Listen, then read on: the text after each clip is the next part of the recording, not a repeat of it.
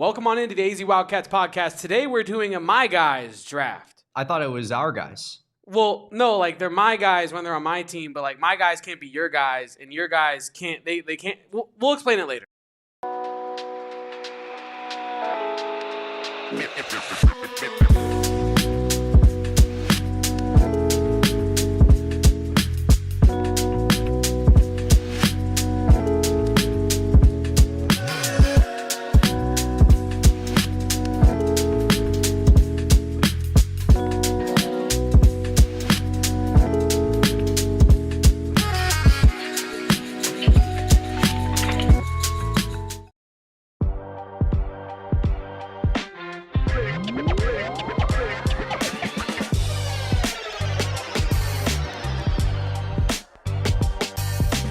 Welcome on in, everybody, to the AZ Wildcats podcast, live from Studio K, presented by Circle K. And Kevin, my voice cracked a little bit because I'm feeling it. I'm going through it a little bit from a sickness standpoint, but it is a fired up Friday nonetheless. And I'm going to bring the energy to you for approximately 58 more minutes before I then go back home and crash on my couch. But until we do so, I am Damon Fairall. He is my gracious co-host, AJ DeBansta, otherwise known as Kevin Thomas. And we are going to be bringing you all sorts of content today on a Fired Up Friday. Kevin talking a little bit of bye week, previewing what's happening in the Big 12 in just a mere, 20 hours or so, 18 hours, depending on when kickoff is for a lot of these teams. Giving you our best bets, for which Kevin, I believe, is like 3 or 4 down to me. Well, again, I keep saying it. We're going to have to do the math and show you guys. But yeah, Kevin versus Damon in our best bets. Talking a little bit of fallout of women's basketball. Yikes. And then at the end of the show, we're going to bring on Saul Bookman, and we're going to do a snake draft, picking our favorite players to be, I guess, for lack of a better term, riding with all season long, Kevin, for better or for worse. We're going to pick our favorite players, 4-man teams, and then we're just going to use it to kind of talk trash to each other all season long. But it's a jam-packed episode, and I'm excited to be here with you, my guy. Fired up. It is Fired Up Friday. Thank you all for tuning in today. Like Damon said, we do have a jam-packed show, talking a little bit of basketball, talking a little bit of football, and doing a little bit of drafting. That's all you can want. That's all you can want, right, Damon?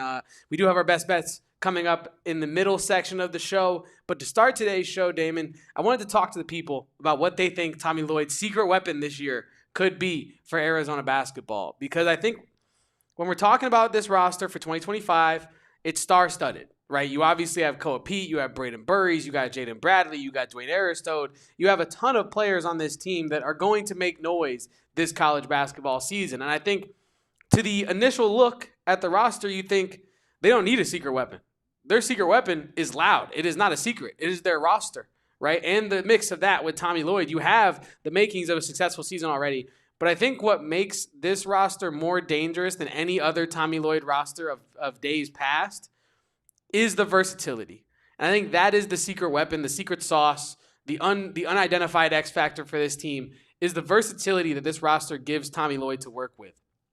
If you look back at rosters past, and we're about to do that in a little bit here, but they just don't have the same level of switchable players on defense and depth. I think that you have a varying degrees to which you have either on when you go back to the rosters, like 2024's roster, right?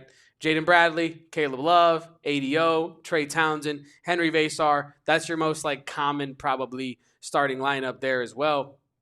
But in that starting 5, ADO can't really guard 1 through 4, that at least especially last year, right? Henry Vasar, he was pretty versatile. I think that is a player that really gives you a lot of options. Vasar gives you so many options from a coaching's perspective on both ends of the court, and I think when we're talking about how this year's roster can be versatile, it does take a slight hit on its face value, losing a guy like Henry Vasar, losing a guy like KJ Lewis, losing a guy like Carter Bryant. These are all players that I think kind of allowed Tommy Lloyd to be more switchable on defense, to have more looks to throw at teams on offense. And when you look at this year's roster, Damon, it might be the most versatile that Tommy Lloyd has ever had.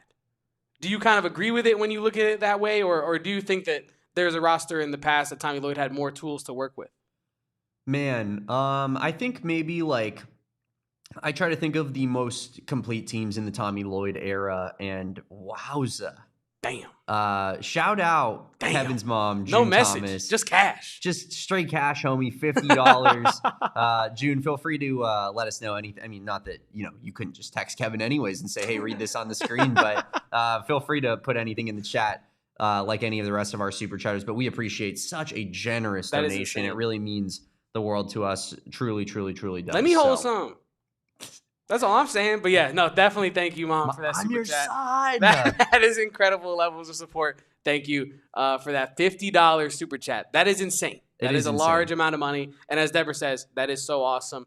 But yeah, as I was saying, Kevin, I think the only other team I could think of that even remotely rivals it would be the second year under Tommy Lloyd, the team that lost to Clemson, right? The team that beat Dayton, lost to Clemson in the Sweet 16, and you had a lineup of essentially, what was it? Kylan Boswell, Pella Larson, Azuolas Tabellis, right? Yeah. Kashad Johnson was the power forward on that team. Umar Ballo, and why am I blanking? There was one more really good player on that team. KJ was on that roster. Caleb Love was on that Caleb team. Love, yeah. So, and then of course, KJ, I said KJ, and then you had Jaden Bradley coming off the bench. Obviously, I think that the season in that regard kind of didn't go the way that you expected it to, because I think Kylan Boswell was almost so bad from what you needed him to be. Yeah. And I don't mean to truly dumb it down to like, oh, it's all this one guy's fault, but like after his season when he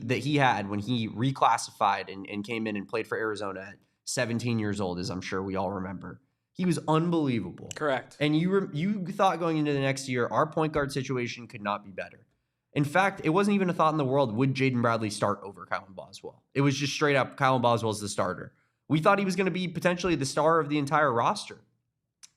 Probably my worst Arizona basketball take I've had in recent memory. I thought he was going to be a legit Pac-12 Player of the Year candidate, Kevin. Same. I would have been with you in that boat. I actually thought that. I don't know if you guys remember Carlos from UCLA Twitter. And I remember one time I got into it with him and I told him that Kylan Boswell was gonna be a Player of the Year candidate, and it could not have looked worse going back into that season when you look back on it. But I think that that's the only team I look at and say, like, truly from like a on paper lineup standpoint, that I felt very, very comfortable top to bottom with the names, very, very comfortable with the depth.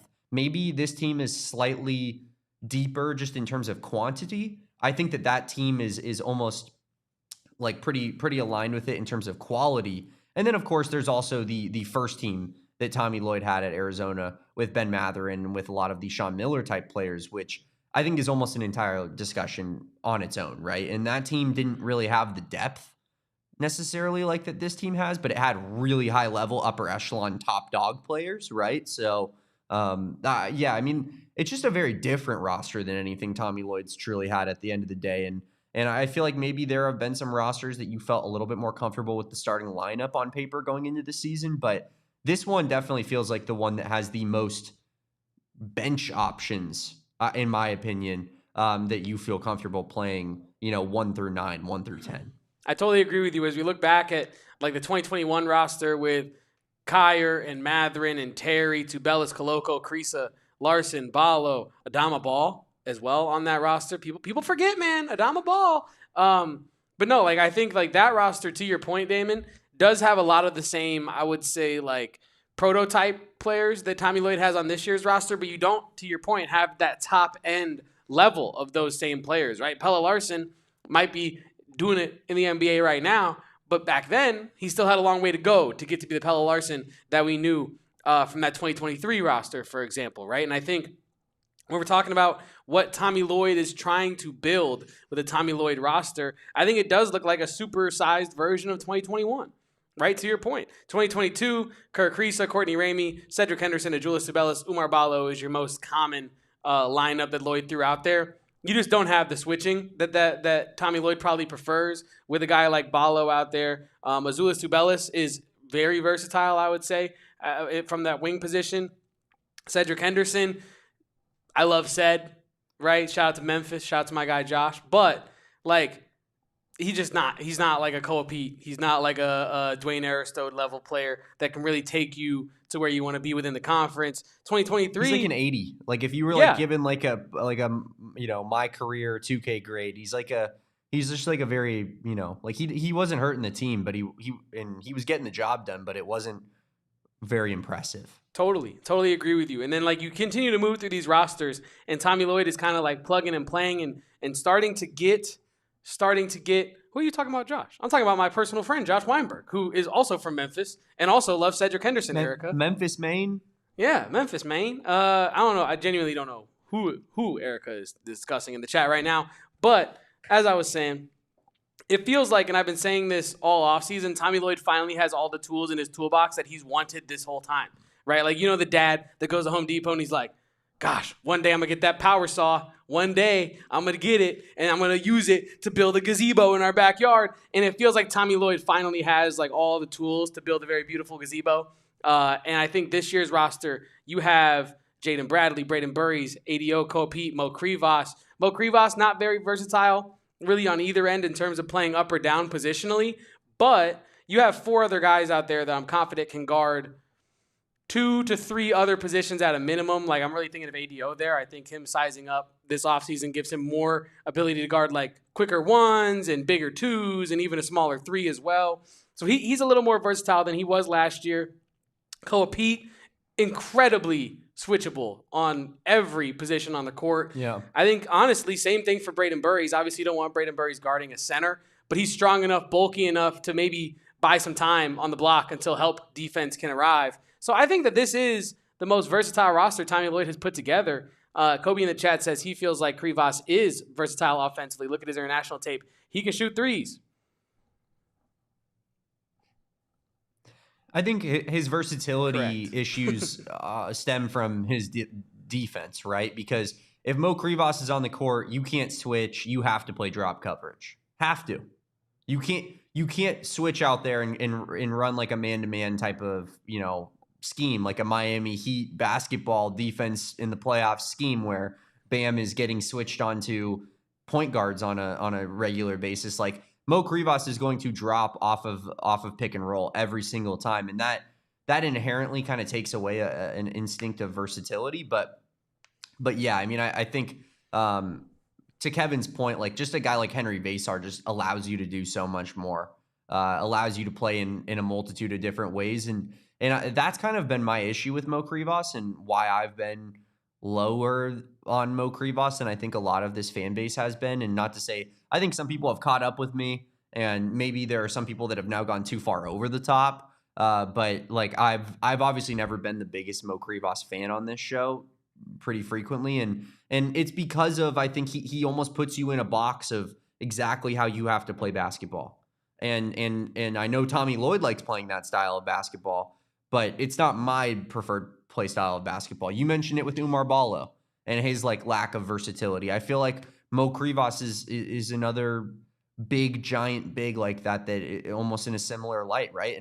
And in my opinion, I feel like Umar Ballo was more swift of feet than a guy like Mo Krivas is. So yeah, I mean that's the one piece for me that makes me sit back a little bit and say like, whoa, okay, well that doesn't seem very versatile whenever Mo Krivas is playing. But other than that, I feel that all of these players are extremely versatile, Kevin. Yeah, and Deborah Owens in the chat says, Damon and Kevin, were you surprised when players left via portal last season? Honestly, no. I think you were surprised maybe that Henry Vasar departs for UNC, mostly because you felt like he stood a good chance if the shoe was on the other foot, and if Mo Krivas were the one that transferred out, you would feel like Henry Vasar steps up and is one of the best bigs in the country coming into next season for Arizona. Certainly would have made Katz's preseason list, and he doesn't even know Arizona exists. So I feel like surprised, no, this is the state of college basketball. Like it kind of just happens. But yeah, the who, in a way, with Henry Vasar leaving, kind of surprised, especially with Mo Krivas staying. It felt like maybe Mo Krivas would transfer out and Henry Vasar, who really proved himself in a lot of ways last year, would stay. Yeah, also, not really surprised KJ Lewis transfers. No. There was just too much going on with that situation for him to really stay, and I feel like chase what he wanted to chase as a basketball player. So, yeah, I'm not too surprised that they were transferring out. But to your point, Damon, in terms of the ball that Tommy Lloyd wants to play, it does feel like Krivas gives him an opportunity to do that. Krivas is huge.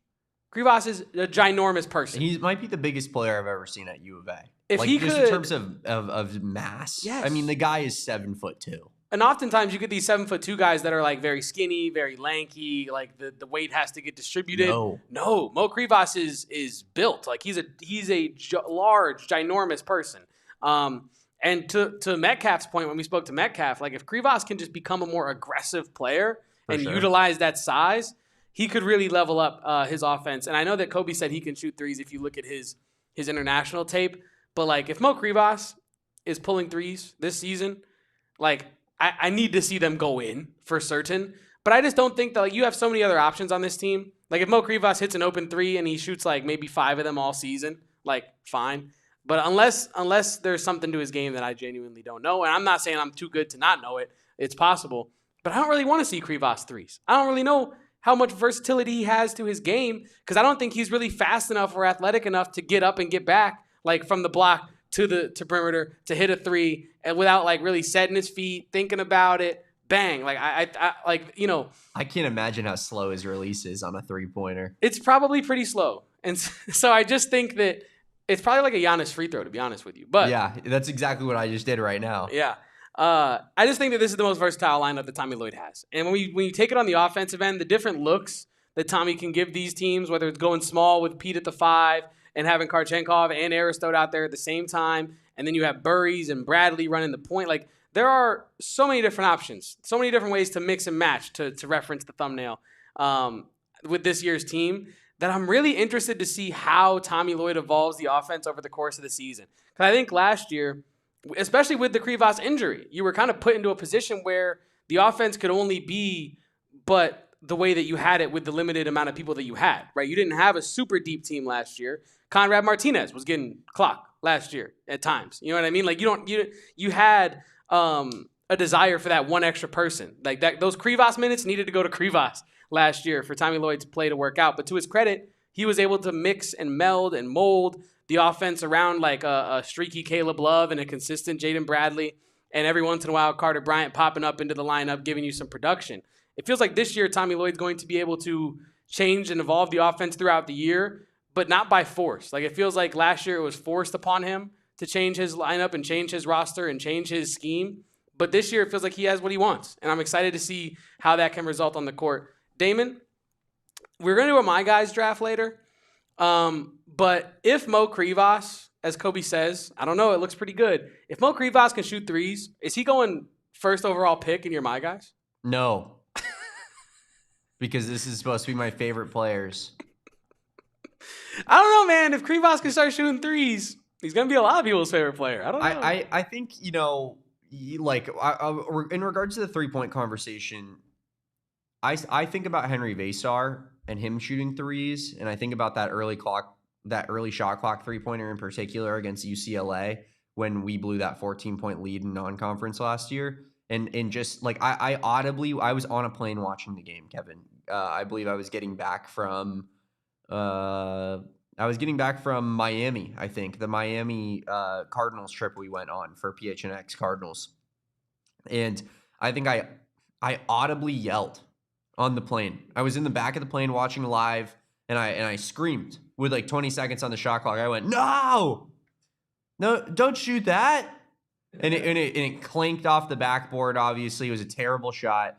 But then rest of the season, I mean, we saw that Henry Vasar could hit that shot. So, you know, maybe we haven't seen it yet from Mo Krivas, but maybe as he starts finding his footing a little bit in college basketball, because we are still yet to see Mo Krivas find his footing in college basketball. He was supposed to be kind of a big deal. There's a reason we talked to Tyler Metcalf about his NBA prospects. That's because he had NBA prospects when he came over here, right? And it hasn't worked out so far this, you know, at Arizona, whether that was because of the injury last year, whether that was because, you know, he had a really good center in Umar Ballo ahead of him in his freshman season, but now he is being given the platform and the runway to show that he is that guy. And so I don't think it's necessarily out of the question that he shows a large amount of development. Now, I know he had 17 rebounds against St. Mary's, but I didn't walk away from that game being like, Mo Krivas is a different basketball player than what we've seen in his first 2 seasons. But I do think that it's a little premature to be like, well, he can't ever shoot a 3. Maybe he can. I don't know. And I understand your point as well, Kevin. It's not like that's not going to like fire me up to be like, to see the, like that. Like I'm going to, in the moment, I'm going to be like, oh, no. I'm going to put the covers over my eyes. But maybe it goes in, man. And maybe it's just an extra element of Mo Krivas' game that you're going to have to take into account. Agreed, like with you in the sense that he probably isn't going to be great at getting back in transition off of a missed 3. Agreed that, you know, like the difference between Mo Krivas standing at the 3-point line at the top of the key versus in the post, like it almost takes him like 3 whole seconds to move in those places. So it's not like he's going to be like, pump fake 3, you bit. Okay, now I'm taking you off the dribble. Which Vasar can do. Yeah, exactly. Whereas Vasar is zooming to the basket and probably jumping from the free throw line about to rise up. So that's a different element as well. And there's a reason that I preferred Vasar over Mo Krivas. Don't get me wrong. But maybe there's just some elements to Mo Krivas' game that we haven't fully seen fleshed out yet. And maybe he can show us some things with him getting more comfortable and feeling like, hey, my leash isn't super short. I'm actually going to get a ton of playing time this year. And, you know, it's like, this is my program. I've been handed the keys in a way, not like the Jaden Bradley keys, but it's like the driver's ed car. Yeah. Where one wheel does stuff and the other one doesn't do anything. Exactly. Toby's on the other one and they're sitting in the car together. So that's how I feel, I guess, regarding the whole Mo Krivas conversation. But outside of him, I really do feel like that this team is extremely versatile. I think it's the most versatile team Tommy's had in terms of like real versatility, in terms of players that really can impact winning at a super high level. I think that this is the most versatile team Tommy Lloyd has had. And just to summarize the Mo Krivas conversation, or wrap it up, I should say, I feel like I'm not against Mo Krivas ever shooting a 3 in a game. I'm not saying he can't and won't ever be able to shoot 3s in a college basketball game. But I think when you have a roster that is as talented offensively as Arizona's roster in 2025, if I see, I don't know what the number is, but an arbitrary certain number of 3s come out of Mo Krivas' hand, and if it's not efficient, it's like, it's wasted possessions. You know what I mean? So, like, if it can be a cherry on top every once in a while, if he finds himself in the corner for some reason off of like a side pick and roll action, and he's just open and wants to bang it, sure. Prove it to us. You know what I mean? But in the moment, I just don't want to be, I don't want to waste touches that could be going to other players that I trust more in those positions, just for the sake of getting Mo Krivas a 3. You know what I mean? But yeah, I don't know. If Mo Krivas can shoot, let him shoot. But otherwise, I don't want to see it. I just don't want to see it. Well, Kevin, we do have a lot more to talk about today, including some Big 12 bets and just a quick little Big 12 football betting preview. We'll get after that and more right after the break here on the AZ Wildcats pod. And if you are like me, you know Zen Leaf Dispensary is the only place to go for all your marijuana needs, whether it's flower, vapes, edibles, and more, all with the brands you trust. Locations all across the valley. Zen Leaf is your go-to spot. And check this out. For a limited time only, I've been telling you about it for a minute, and if you have not taken advantage of it, you're running out of time. Limited time only, code ZEN, PHNX, for 50. That's half off of a one-time purchase. Does not even have to be your first time going to Zen Leaf, and you can take advantage of this. That's code ZEN, PHNX, for half off of your first order. Don't forget, limited time promo code ZEN, PHNX. And Damon, honestly, we got a bye week. We got a week without football. We got another weekend without Arizona basketball. I might have to go over to Zen Leaf Dispensaries and figure out how to mellow out without my favorite sports. Zen Leaf Dispensaries, code ZEN, PHNX, for half off. Great weed, great service every time. Hit up our friends over at Zen Leaf and Kevin. This holiday season, 'tis the season for over $80 million in prizes. Play holiday tickets from the Arizona Lottery for your chance to fill your stocking with cash. 6 festive scratchers to choose from, including the Cash Countdown, which has prizes up to $250, and Candy Cane Cash, which smells like peppermint. So you scratch it off, and you get the fresh little peppermint smell to get you in the mood for the holiday season. Nothing like it, like our friends over at Arizona Lottery. And guys, we all know that the absolute best way to, just get a little bit of stocking stuffers for your family, toss him some scratchers. Who doesn't love a little bit of scratcher action, Kevin? I remember we were at a wedding for one of our employees here at PHNX, and they gave us scratchers at the table for the wedding. And I remember, like, in my head, that's the best wedding of all time. It's like, you gave me a $5 scratcher ticket. I didn't win anything, but I had the most fun I've ever had in my life. Now, you guys, this holiday season with over $80 million in prizes, there's plenty of winning to get done. So head on over to an Arizona Lottery location, somewhere where they sell Arizona Lottery tickets and scratchers. And, you can check out your local gas station. They have them there. You can check out your local grocery store. Head on over, find an Arizona Lottery location, and play today. Love the play and spread holiday cheer with holiday scratchers from the Arizona Lottery. Play and gift today, Kevin.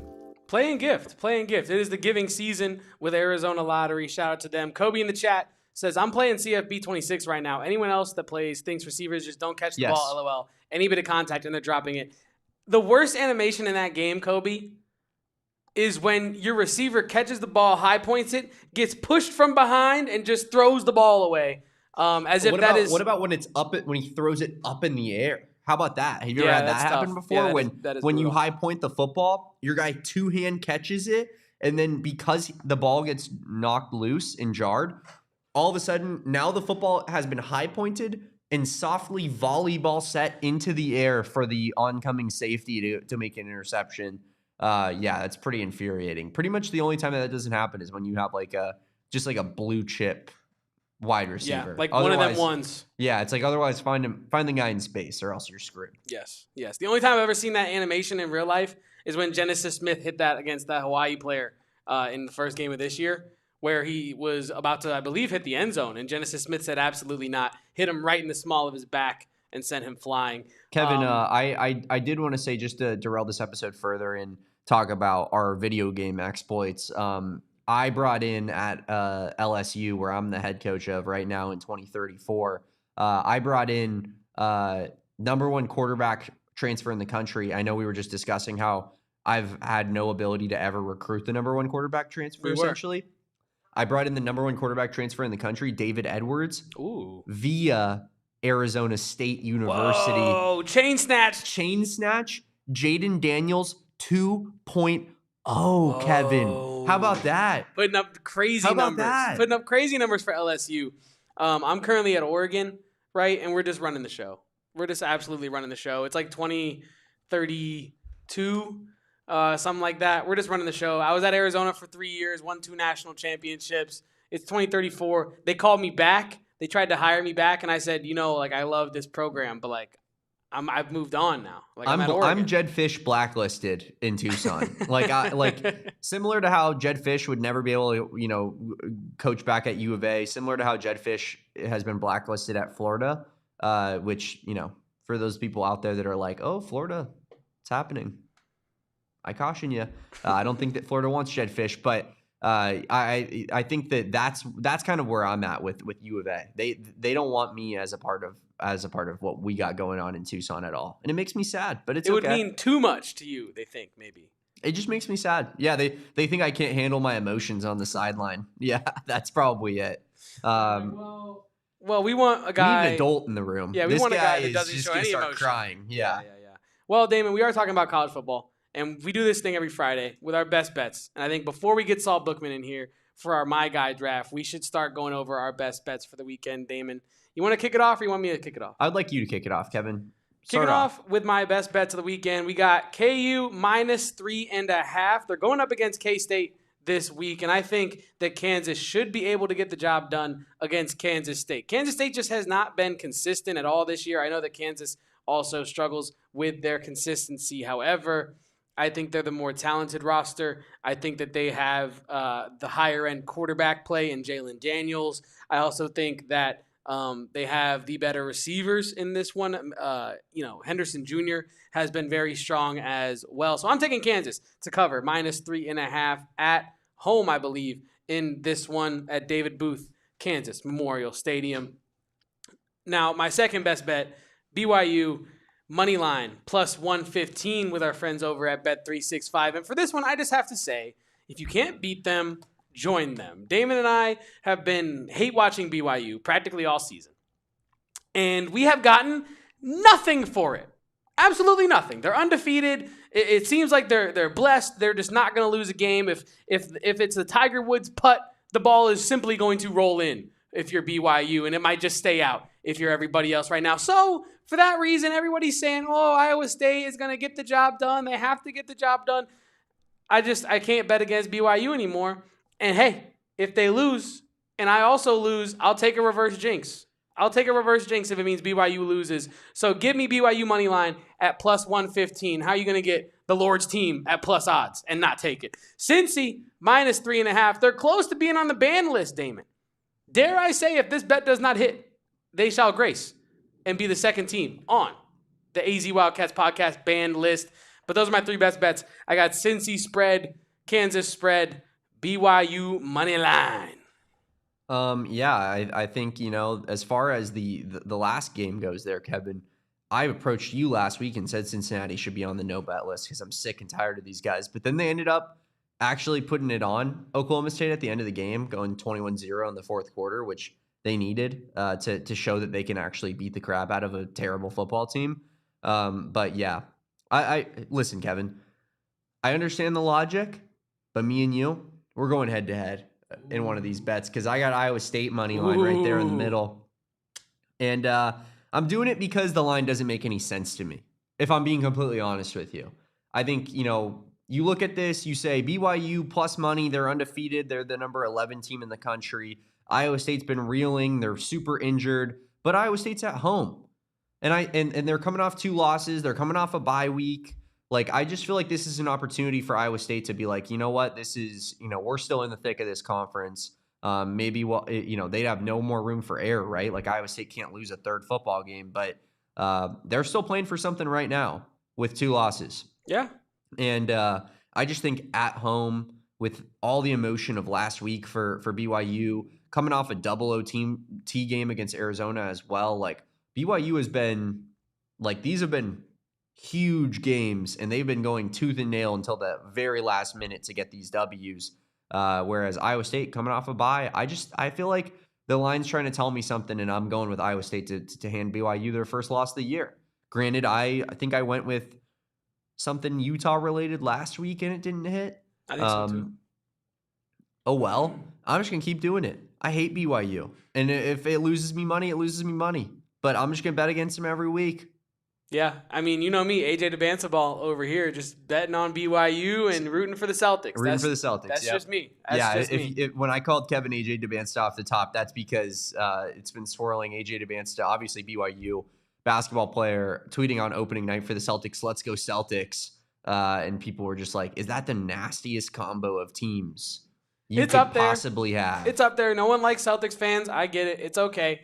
We got a lot of banners. There's a lot of like Sixers ASU fans. Maybe not a lot, but there was during the James Harden years. And I was like, this is a pretty vile combination of teams as well. But BYU Celtics is pretty nasty, Kevin. But I'm going with Iowa State. Hopefully they get the job done. I think, Kevin, you got a little bit of an emotional hedge going there because at least if Iowa State wins, you can feel good about that one. 1,000%. Starting off with tonight's game, I just had to start there because we were going head-to-head. But tonight's game, I got Cal money line plus 190 against Virginia Tech, who dogs are barking. Absolutely. Virginia Tech, I believe, was the first or second team to fire their coach, right? After Mike Gundy, it was Mike Gundy, and it was whoever Virginia Tech's coach was. They then won their first game. They then lost their next 2 games. I like Cal, who is 5-2, who has a pretty good quarterback, who I'm not going to try to pronounce his name, under center. And I feel like Cal is they've gotten the job done this season. Kevin, I've bet on Cal, I think 3 games now out of their 6, and I've won money on all of those games. I hope that they do me right tonight. I think that they're the better football team. I don't really understand the line. I know my logic was reverse for the Iowa State game, being like, I don't understand the line. I'm going with Iowa State. In this one, I'm going, I don't understand the line. And plus 190 is too much value for me to leave on the table. So I'm taking Cal plus 190. I think they're just the better football team. Real quick, Damon, I just looked up Cal's quarterback's name. Yeah. That is a mouthful. Oh, yeah, I'm not going to try. Jared. It's Jaron Kawe. Jaron Keawe Sagapolotele. That is, say that 10 times fast. Sagapolotele is I mean, that's not that bad, but Jaron Keawe Sagapolotele. Yeah. That it kind of rolls off the tongue though at the end of the day. He was Oregon's quarterback in their recruiting class that they were bringing in this year, Kevin, and then Cal, when they lost Fernando Mendoza to Indiana, offered him the starting job, and he flipped his commitment last second and decided to go to Cal. So he's a true freshman, lefty out of Hawaii, little Tua ball action, but yeah, he looks pretty good. So I don't know, I'm taking Cal. I think they're just the better team, and plus 190 is pretty egregious. And then for my last bet, I'm going with TCU minus 17. And Kevin, this was a last minute play right here. Go Frogs. I was sitting Cincinnati as well. I did not look at your bets. I was looking at Cincinnati as well and being like, I like Cincinnati at home against Baylor, who can't defend anybody. I think that's pretty good. But then I saw TCU was minus 17 against West Virginia, who's reeling and who just that's true continues to not play good football. And I think TCU last couple of weeks, they've looked solid. So I think TCU blows them out, and I think 17 is not nearly that number that it should be. Like, I thought I was going to be looking more at like 28, to be honest with you. West Virginia is really bad. I think TCU gets the job done easily.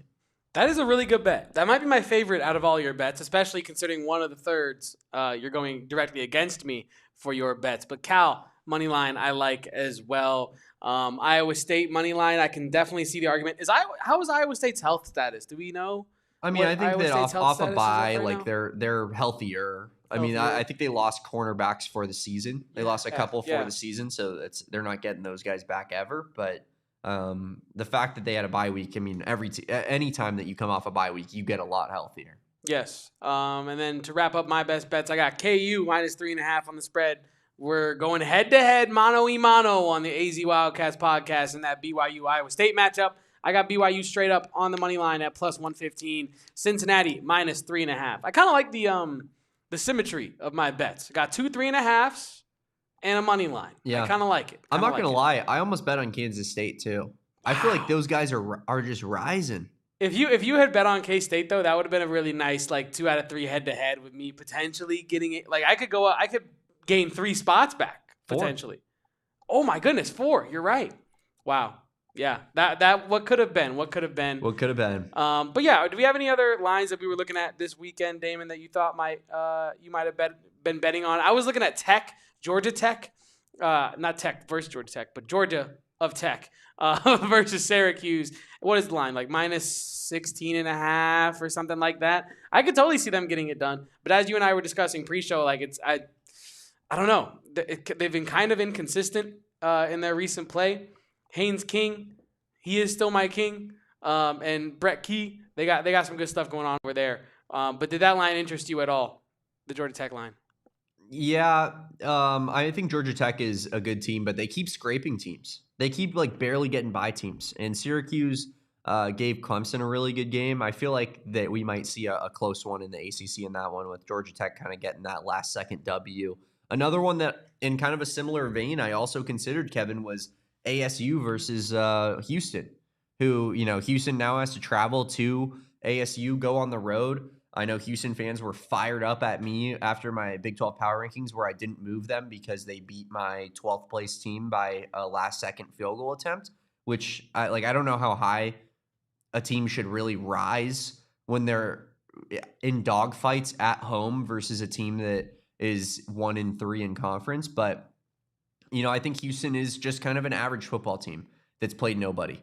I think U of A was their biggest test thus far, and obviously they passed that test. So credit to them, and they deserve plaudits for that. But for me, I just think ASU is truly like an elite college football team. I think they're really good, and I think after a big win like last week, I could see ASU just kind of blowing them out. But the reason that I didn't bet on it, Kevin, is because similar to Georgia Tech, ASU just finds a way to be in every game, make it a close game, goes down to the wire. Like, I could also see a world where ASU kind of plays like trash, and Sam Levitt has to go down and score a game-winning touchdown to win, and then everybody's trying to flame me on Twitter after, he throws for 215 yards in a football game and, gets a PFF score of like 47.5. Did you know that, by the way? No. I don't think I showed you that. His PFF score, Kevin, from that last game against Texas Tech, the one that everyone is trying to flame me for, was under 50.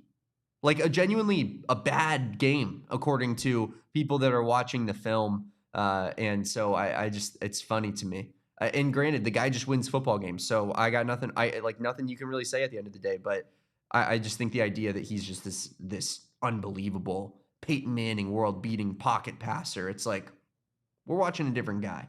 We are. Sam Levitt, certified not my guy, certified not your guy either. No, sorry to kill your transition, but I was just about to say that it's funny that like I think ASU is going to cover their 7-point spread into, and also Sam Levitt's not as good as everybody says that he is. It's just Damon ball. That's just what I got to do, people. That's what Damon I got to ball do. 101. It's Damon I'll ball never 101. change and I'll never log off. But you're right, Kevin. Sam Levitt certainly isn't our guy. No, not at all. We're going to find out who our guys are with our guy, our actual guy, Saul Bookman, on the other side of this break here on the AZ Wildcats podcast. Leave a like, stick around, drink your water, don't go anywhere. Unless it's to Circle K, y'all. That's the only exception. Unless you're going to Circle K, listening to our podcast on the audio side, be safe, and filling up your car. Circle K is America's thirst stop. It's PHNX's thirst stop. It's the AZ Wildcats pod's thirst stop of choice. And if you missed out yesterday on their Inner Circle fuel day, you missed out. That was 40 cents off per gallon that you could have saved if you were an Inner Circle member and went to Circle K to fill up your car yesterday. But do not worry. If you did not get in on the savings yesterday, you can still get in on some savings today. Join the Inner Circle for free right now, today, by downloading the Circle K app. Terms and conditions do apply, and when you do become an Inner Circle member, you get 25 cents off per gallon on your first 5 fill-ups. 3 cents off per gallon on every fill-up after that until you graduate. Turn the tassel from one side to the other, and you get 5 cents off per gallon on every fill-up outside of those very, very special fuel days. And the savings don't end there. They have promos on drinks, snacks, all types of stuff inside Circle K. So join that Inner Circle app, or join that Inner Circle for free today by downloading the Circle K app. Terms and conditions apply. Participating locations. Visit CircleK.com for details. Kevin loves Circle K and love our friends also at Gila River Resorts and Casinos, where no one does it better. There's 4 locations here in the Valley, something for everybody. Wild Horse Pass, Lone Butte, V Kiva, Santan Mountain. To experience the best the Valley has to offer, check out which Gila River Resort and Casino location is closest to you. Because like I said, there really is something for everybody all over the Valley. Whether you're into the live table games and slots, you're into the high-end steakhouses, you're into a concert with or a comedy show, you're into hitting up the pool area, you name it, man. Gila River Resorts and Casinos has all of those options available to you. And there's a reason that their slogan is "You Do You," because there really are so many avenues to have a great time out there at Gila River Resorts and Casinos locations. Go big or go home a winner, and go home a winner. From upscale to approachable, casual to classy, from bar to bar none, our selection of dining options are always in good taste.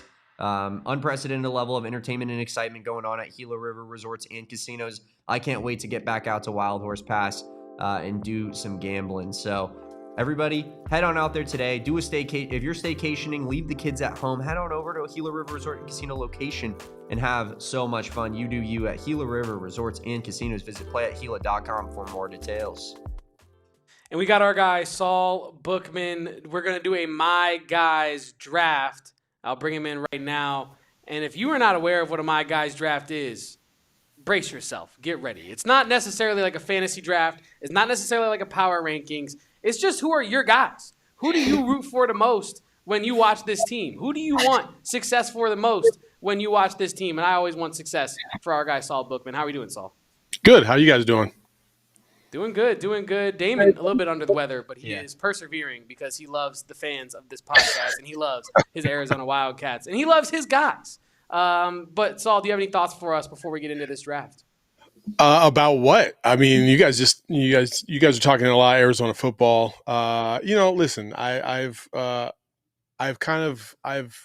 paying more focus to the things that really matter in life, and until I feel really confident and comfortable in this Arizona football program. I think I'm just going to invest a lot of my energy into Arizona basketball, and that's where I've chosen to stay. I still go to the games. I still, I'm still in it. I still like watching them, and I still support the guys, but I'm not nearly as into it as I used to be in terms of all the details, all the, the backup to the backup left tackles and stuff like that. It's just not for me.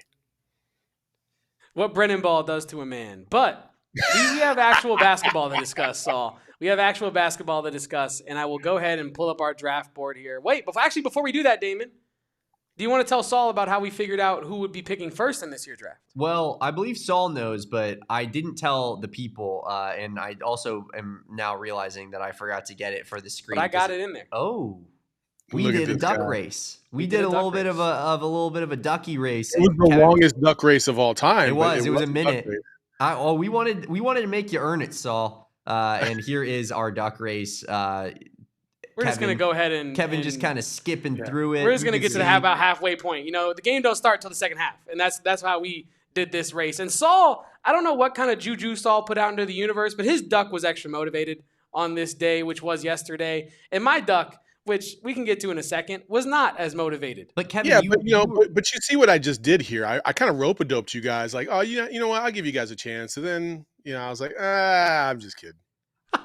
That was a rope-a-dope for sure. But Kevin, I feel like you told your duck beforehand, I want last place. I feel like you told your duck, hey, buddy, don't go out there and try too hard. We want that last pick and that second go around on the snake draft. So it worked out in your regard, and I'm fine perfectly being in the middle.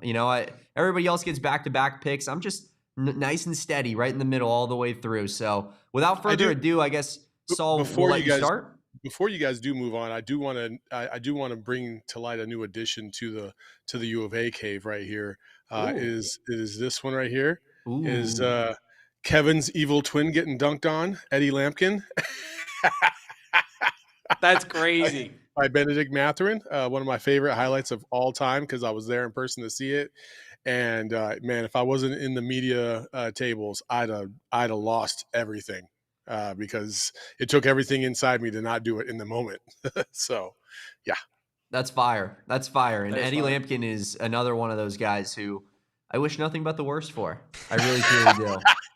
So it was good that we got that highlight going. Do you know who loves Eddie Lampkin? Who? Unfortunately, the only Erica Day. Wow. He plays for Memphis now, huh? Or played. She's a big Eddie Lampkin fan, unfortunately, and I don't know why. Questionable judgment sometimes. You think you know somebody? No, listen. I was really excited when you asked me to be a part of this because this is a real flexible topic. Like, who is your guy? Like, are you going with style points? Are you going with like career achievement? Are you going with personality? Like, where are we going with this? My one question is this U of A affiliated or is it only players? Oh, it's only players. Only players. Only. Okay. Like when you look up Arizona men's basketball roster, that's the selection we got. Because coaches are on the roster. Oh, damn, he's right. But no, we're just doing players that are playing in the game. All right, because the number one would have been Lute. Correct. Yes. But okay, this is hard because the number one overall pick. That's who's got the juice? Who's that dude? When you think Arizona basketball, who is your guy? And it's just really, really hard for me to go anywhere besides one of two guys. And I think I'm gonna opt for. They're both Arizona guys too. This is the hard part. I'm going to go with Sean Elliott. Wait. We have to make an amendment here, Saul, because this is current players on the current roster for the upcoming year. Okay. These are details that I need to know beforehand. Okay. Nobody said current players. All right. That to be fair, that was an omission in maybe our message that we sent Saul, but maybe. Now I feel like you just sabotaged me.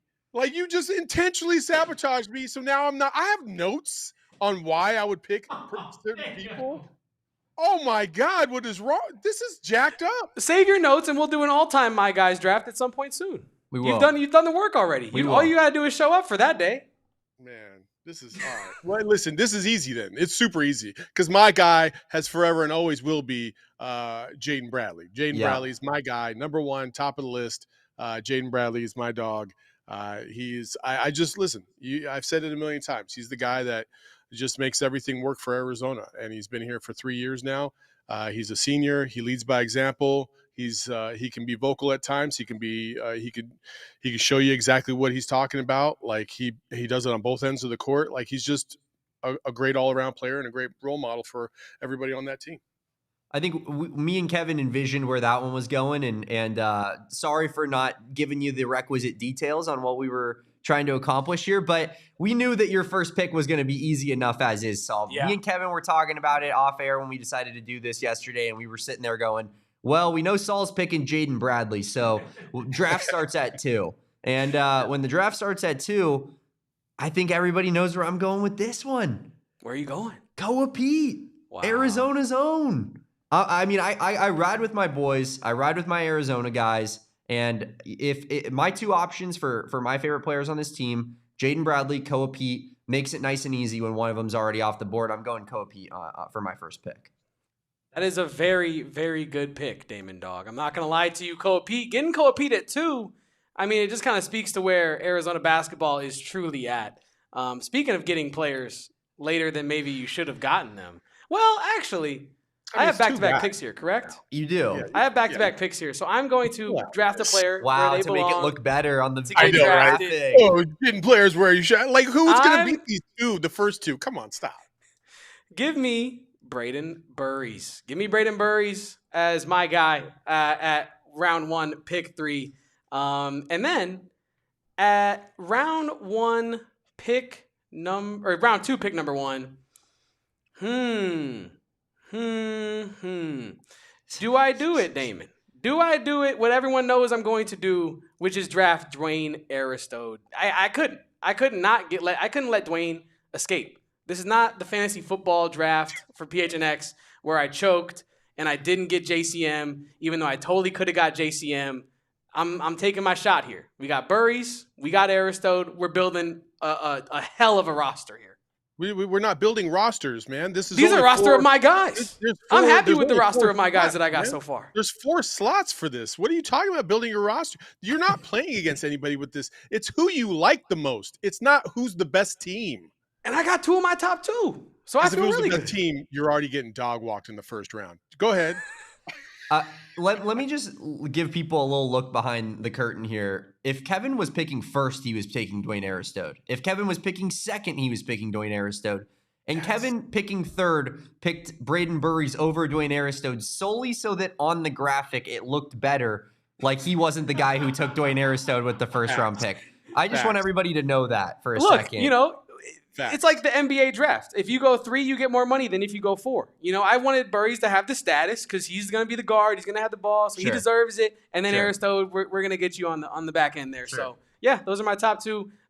We got in the first round, Jaden Bradley, Koa Peat, Brayden Burries. And then in the second round, Dwayne Aristode. Where are we taking it with the next pick, Damon? This is my toughest pick for me, I think. This is going to be, kind of changes the direction of the entire draft, truly, because I think that these first 4 were obvious. I'm going to go with Tobe Awaka. Wow. Ooh, nice. I'm going Tobe Awaka.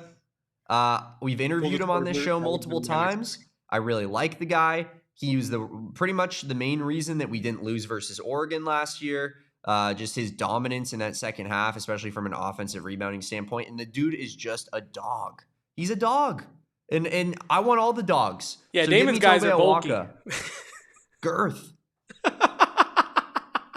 Damon's guys are ginormous, right? Like you got a real big front court right there. That's how I like that pick. Mixing it up a little bit. I like that. We're getting into the rough spot right now, man. Yeah, I was gonna go. I was fully gonna go Awaka if you didn't pick him. I knew you were. The old dogs team from Saul Bookman. Yeah. Saul's like, give me Jaden and Tobe. Yeah, no, dude, we're gonna lock people up. So listen, because you went with Awaka, there's only one other guy on this roster right now.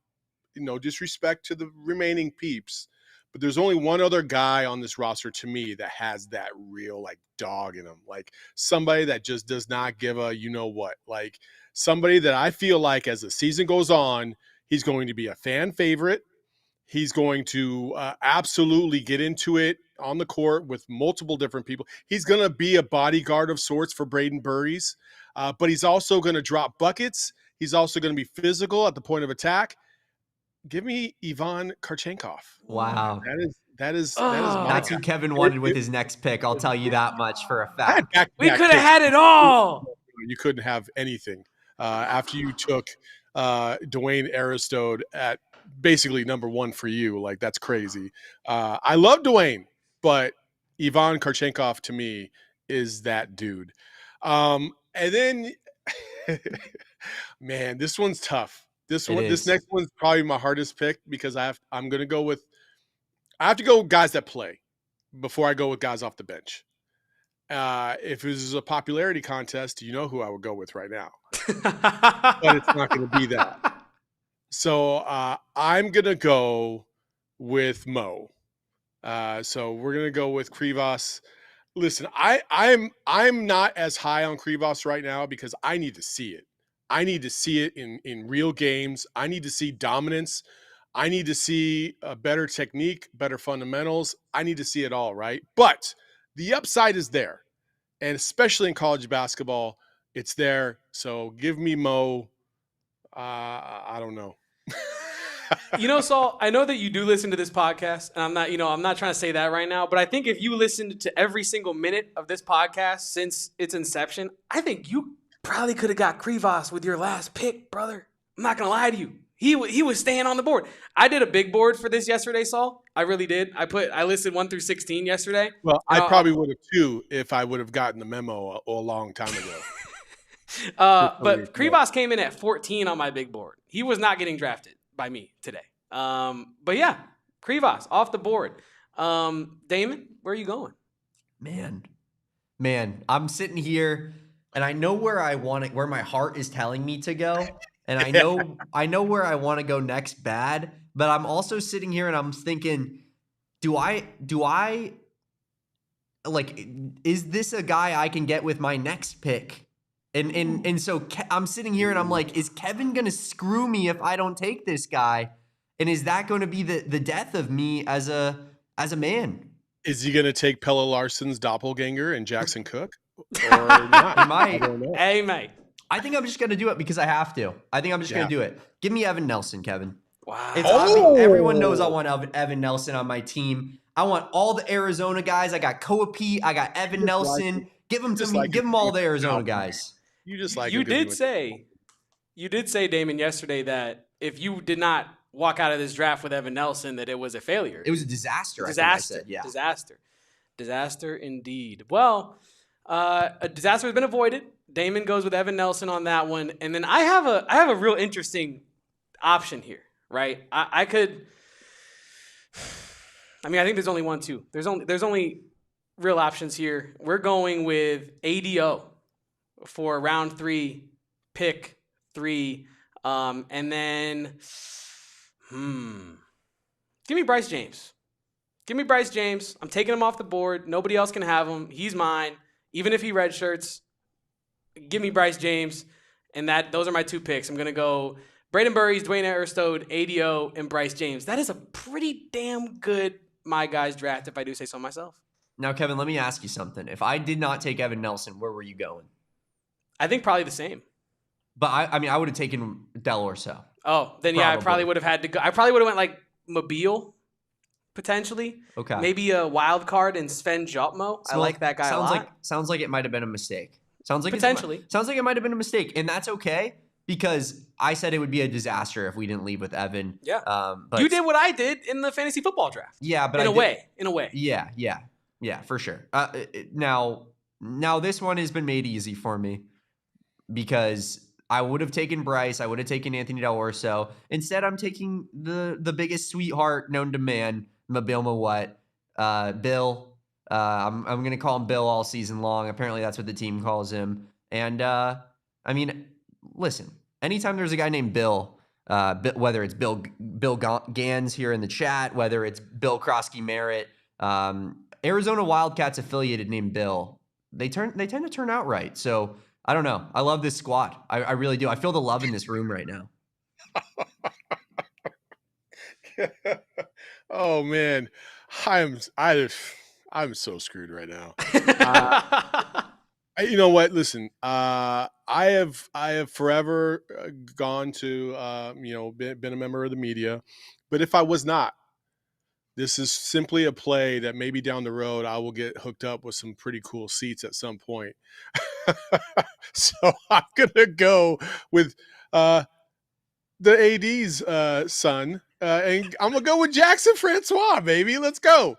You heard it, Desiree. Hook me up with some courtside seats because I just picked your boy on my roster, Jackson Francois. Let's go. Man, wow, what a play by Saul Bookman. Brown nose in there. I love it. I love the ulterior motive, because we're kind of at the point in the draft where it's like, what other direction should I actually go? Am I going the CD Gay direction? Like, I mean, you didn't have a whole lot of options here, Saul, but you could have went Addison Arnold for dunking on Gronk. That kid's got some dog in him. He's clearly funny. Could have, but you know what? I'm in this for me. So, let's see if I can get, let me see if I can get my beak wet every now and then. You know what I'm saying? Yes, we do, Saul. Well, to recap it, this is our official big board for the My Drafts, guys. The official results. Saul going with JB, Kharchenkov, Krivas, and Francois. A little bit of international flair on Saul's team. Yeah. Damon going with some Arizona dogs. Koa Peat, Evan Nelson, Tobe Awaka, and Mobile Mawut. And Arizona's own Mobile Mawut. I don't know how you describe my team, to be honest with you. But we got Burries, Aristode, ADO/Deli, and Bryce James, just for a little bit of star power. So people are showing up. You have the most freshmen by far. Maybe we're the young guns. We're the young guns. That's what we're calling ourselves. But Saul, thank you for joining us for our My Guys draft. We will have to run this back for like an all-time Arizona fantasy draft type situation, and we can put those notes to good use. We can put those notes to good use. Make sure you didn't waste your time. We appreciate you for joining us today. What do you got for us? I want a written description next time of what we are doing, how we are doing it, why I want the whole synopsis before I agree to come back on this show and get sabotaged again. MLA format? Yes. We will we'll make sure we give you full details next time of what the assignment is. And honestly, I don't even think we should do a My Guys draft for if we're doing all time. I think we should draft squads. Yeah, that's why I said fantasy. We're just straight up drafting a squad. I think we go 5 positions, maybe even a 6th man, and we draft our squads, maybe even a coach. We got 3 like elite coaches in Arizona basketball history as well. So that gets some good fantasy football odds and information in there too, because now, do you take a coach early? Right? Do you get loot off the board so that no one else can swipe loot? Because then you're leaving players on the board too. So that's an interesting draft, Damon. I mean, do you want to go to the Final Four, or don't you? Wow. That's honestly a good point. Whoever are you saying whoever gets Sean Miller is destined to lose? Doesn't matter? I mean, listen, man, your cap is the Elite 8. We know this. Right now, we know. We don't know what the cap is for Tommy yet. But we know what the cap is for Sean. So that's no disrespect to Sean. Like, he did a great job while he was here. And I forever enjoyed those teams and those 3 runs to the Elite 8 and just some awful heartbreakers. Like, it's not all on him, obviously. Like, that ball bounces one way or the Jamel Horn hits a bucket. Oh, my God. We are there, but yeah. It is what it is sometimes. Before we do get out of here, though, Saul, our guy Bill, MVP in the chat, wants to know, what's the podcast Saul does with Corey? Our guy Sean has him with the McHale Madness, but I know the McHale Madness is making a return, so I shall give you the floor to give a little shout-out to you, me, and Corey's pod.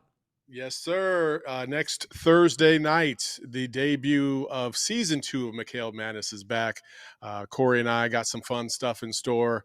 We got some new beats, which I'm really excited about dropping down. So it'll be fun.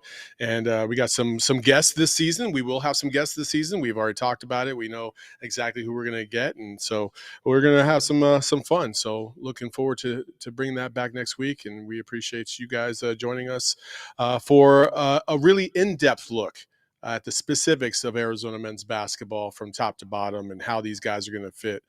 It's going to be fun. Yeah, definitely. If you want a more like breakdown style approach to what's going on weekly with Arizona basketball, Saul and Corey are your guys for that on McHale Madness. And like they said, we'll be doing their season 2 debut next Thursday. Sign up to be a diehard as well. Saul has his great diehard shirt on.